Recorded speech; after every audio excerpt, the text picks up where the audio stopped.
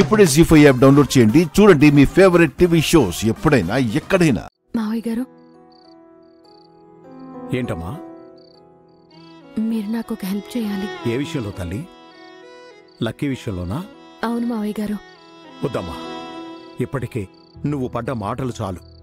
నువ్వు మంచి చేయాలనుకుంటున్నావు, కానీ అది నీకు చెడే అవుతుంది. మిత్ర కూడా నిన్నర్థం చేసుకోకపోగా తిరిగి నిన్ను అవమానిస్తున్నాడు. అందుకు నేను బాధపడ్డం లేదు మావయ్య గారు. నేను నమ్మిన నిజం కోసం పోరాడదలుచుకున్నాను.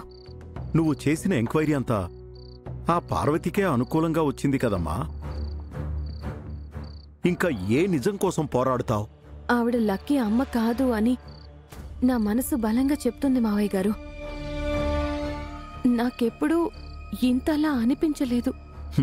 నువ్వు నీ మనసు చెప్పింది వింటున్నా, కానీ నీ మాట వినేదెవరు? ఒక్కసారి నిజమేంటో తెలిసాక అందరూ నమ్ముతారు కదా మావయ్య గారు. ఆ నిజాన్ని గెలిపించడం కోసం నువ్వు ఓడిపోతావు తల్లి. మిత్రకి ఇంకా దూరం అవుతావు. లక్కీని ఇంటికి దూరం కాకుండా చేయడమే నా లక్ష్యం మావయ్య గారు. దయచేసి ఈ ఒక్క సహాయం చెయ్యండి. సరే అమ్మా, ఏం చేయాలో చెప్పు. నేనొకటి చెయ్యాలని అనుకుంటున్నాను మావయ్య గారు. అదేంటంటే,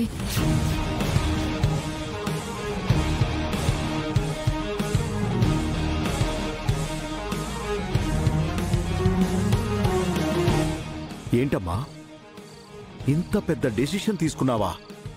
వద్దమ్మా, ఎంక్వైరీ చేసినందుకే నీ మీద అన్ని రాళ్లు పడ్డాయి. ఇప్పుడిది చేసి బెడిసి కొట్టిందంటే ఆ మనీషా దేవయాని నిన్ను బతకనివ్వరు. బెడిసి కొట్టదనే నా నమ్మకం మావయ్య గారు. లేదమ్మా, కాస్త నీ గురించి కూడా ఆలోచించమ్మా.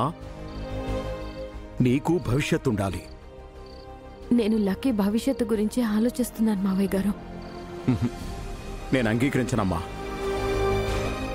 ఇది నువ్వు చెయ్యకూడదు. ఏదైనా జరగరాంది జరిగితే నీకు చాలా ప్రమాదం. నా గురించి ఆలోచించకండి మావయ్య గారు. లక్కీ లేకుండా ఆయన బ్రతకలేరు. మిత్ర లేకుండా నువ్వు బతకగలవా తల్లి? ఒకసారి జున్ను గురించి ఆలోచించు. వాడు నీ కన్న కొడుకు. లక్కీ కూడా నా కన్న కూతురుతో సమానం మావయ్య గారు. దయచేసి అంగీకరించండి. ఈ ఒక్క సహాయం చేయండి. ఏం జరిగినా నేను చూసుకుంటాను. ప్లీజ్ మావయ్య గారు. సరే అమ్మా, నీ నమ్మకమే నిన్ను కాపాడాలి. నువ్వు చెప్పినట్టే చేద్దాం. కానీ జాగ్రత్త లక్ష్మి. థ్యాంక్ యూ మావయ్య గారు. సత్యమేవ జయతి అంటారు. నిజమే గెలుస్తుంది. లక్కీ ఈ ఇంట్లోనే ఉండిపోతుంది. దానికోసం నేను ఎంతైనా పోరాడతాను.